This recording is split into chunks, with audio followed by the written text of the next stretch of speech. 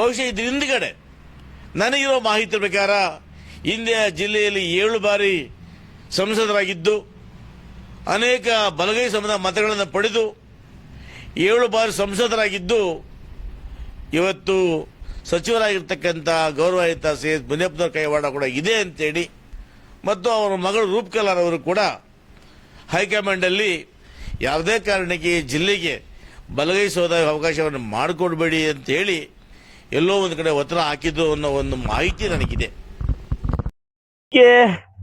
ಡೆಲ್ಲಿಯಲ್ಲಿ ಕೂಡ ಕೆಲವರು ಇಲ್ಲಿಂದ ಹೋಗಿರ್ತಕ್ಕಂಥ ಮಹಾಭಾವ ಕಾರಣದ ಕೈಗಳು, ಇನ್ನೊಂದು ಕಡೆ ಎಲ್ಲೋ ಬೇರೆ ಬೇರೆ ವ್ಯವಹಾರಗಳಾಗಿದೆ ಅಂತ ಕೂಡ ಗೊತ್ತಾಗ್ತಾ ಇದೆ.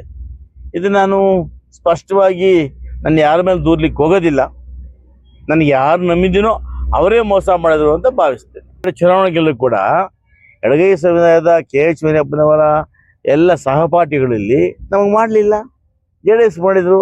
ಅದು ಪ್ರತಿ ಬಾರಿ ಕೂಡ ಅವ್ರು ಗೆಲ್ಲಬೇಕು, ಅವ್ರ ಮಗಳು ಗೆಲ್ಲಬೇಕು, ಅವ್ರಿಗೆ ಬಲಗೈ ಸಮಯದ ಓಟ್ ತಗೊಂಡು ಗೆಲ್ಲಬೇಕು, ಅಲ್ಲಿ ಹೋಗಿ ನಮ್ದು ಲೆಫ್ಟ್ ಕೋಟ ಅಂತೇಳಿ ಅಧಿಕಾರ ಚಲಾಯಿಸ್ಬೇಕು. ಒಬ್ಬನೋವಲ್ಲ, ಇದ್ರ ಹಿಂದೆ ನನ್ನ ಮಂದಿಗೆ ತಪ್ಪಿಸ್ಲಿಕ್ಕೆ ಯಾರೆಲ್ಲ ಮಹಾನುಭಾವರು ಈ ಜಿಲ್ಲೆಯಲ್ಲಿ ಸಂಸದರಾಗಿ ಮಂತ್ರಿಗಳಾಗಿ ಯಾರೆಲ್ಲ ಅನುಭವಿಸಿದ್ದಾರೆ ಅವ್ರ ಪಾಪ ಅಡ್ಡಗಾಲದ ಕಡೆ ಹಾಕಿದ್ರು. ಸಂತೋಷ, ಅವ್ರು ಚೆನ್ನಾಗಿರ್ಲಿ.